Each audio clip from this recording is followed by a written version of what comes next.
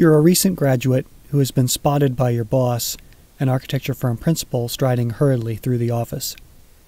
It is early afternoon, and you are just preparing to grab another cup of coffee to help you snap out of that siesta-like haze surrounding your workstation. You are eager to do good work because the competition for the few jobs available is intense. Work at the firm has been slow but picking up over the last week, and you feel ready for a new challenge. Maybe this is your opportunity to do something more than just make drawing corrections on the computer. The principal explains that she has just completed a 2-martini lunch with an important client for an addition to the client's offices.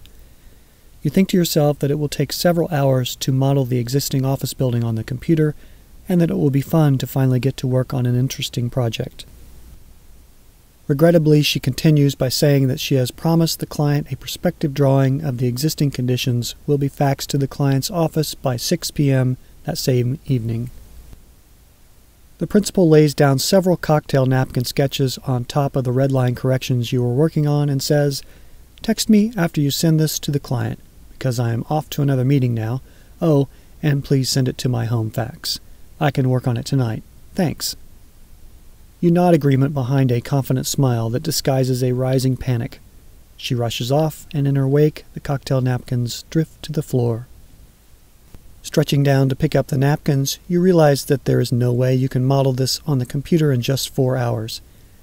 After spending about 30 minutes trying to make sense of her elegant sketches and dreaming about your future client meetings sipping martinis at great restaurants, you realize time is of the essence. Returning to your desk with that forgotten cup of coffee, you recall those exercises from drawing class. Where is that sketchbook with your notes about observational drawing? Is it in your bag? Having found your sketchbook underneath the stack of red line corrections you laid aside, you thumb anxiously through your notes from drawing class. You realize that you could still do a professional job by bicycling down to the client's offices, snapping some photos, and returning to the studio later to draw a professional-looking illustration. You estimate a 1.5 hour return trip to take photos. Still possible. Stuffing the napkins in your pocket, you sprint down the stairs with your bike over your shoulder, hit the street running, and pedal the 30 minutes to the client's office. Climbing over the top tube of your bike, you suddenly feel the familiar panic. It overcomes your muscles warmed from the ride and causes you to freeze on the spot. You forgot the digital camera.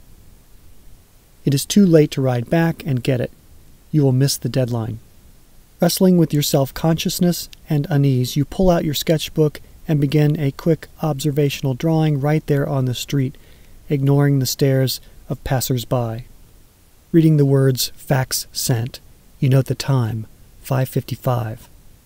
That was too close. Your phone buzzes with a new text message from your roommate, inviting you to drinks after work. That sounds great. No dollar drafts tonight. Maybe a martini or two. Note to self: bicycling home late at night after drinks is not a great idea, especially on a work night. Throwing your phone and yourself on the bed, again, it buzzes with a text from your boss. "Looks great. I really appreciate it. See you tomorrow with some changes that I want you to make. Thanks."